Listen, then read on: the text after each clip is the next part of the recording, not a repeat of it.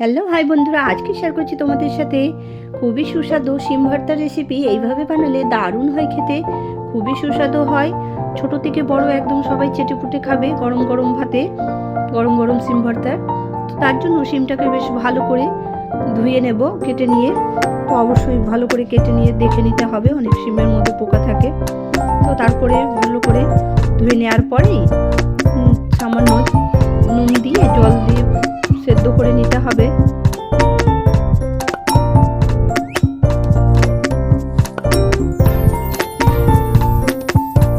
তো দেখো আমার 10 থেকে 15 মিনিট বেশ সিমটাকে ভাপিয়ে নিলাম। তো দেখো সিমের কালারটা চেঞ্জ হলে বুঝতে পারবে যে সিমটা বেশ ভাপানো হয়ে গেছে। তারপরে জল থেকে ছেড়ে নিয়ে বেশ ঠান্ডা করে নিতে হবে।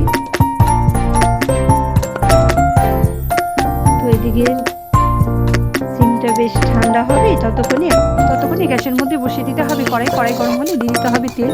আর তেল গরম হলে দিয়ে দিতে হবে কালো জিরে, রসুন কুচি এবং শুকনো লঙ্কা ফোড়ন।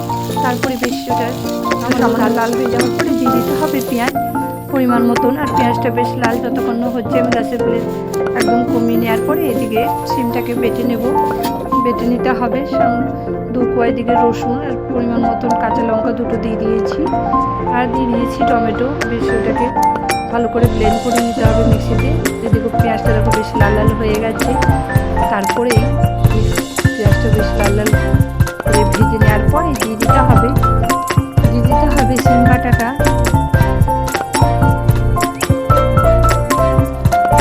দেখো সিম বাটাটা আমি দিয়ে দিচ্ছি।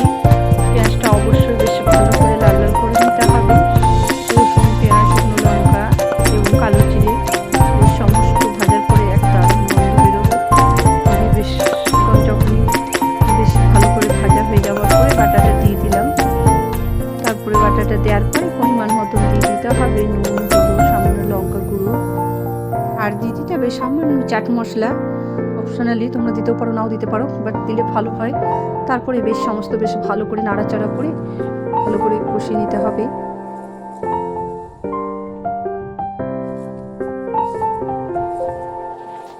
বেশ শুকনো শুকনো হওয়া পর্যন্ত বেশ নাড়াচাড়া করে ভেজে নিতে হবে।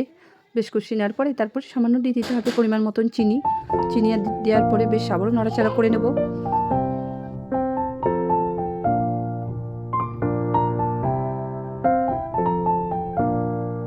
তারপরে বেশ শুকনো শুকনো হয়ে গেলেই রেডি হয়ে যাবে সিম ভর্তা রেসিপি। দারুণ লাগে একদম গরম গরম ভাতে গরম গরম সিম ভর্তা রেসিপি। তোমরা অবশ্যই ট্রাই করবে, আশা করি তোমাদেরও ভালো লাগবে। বাই বন্ধুরা, তোমাদের যদি আমার ভিডিও ভালো লাগে তো অবশ্যই লাইক অ্যান্ড সাবস্ক্রাইব করে দেবে প্লিজ বন্ধুরা, সাপোর্ট মি।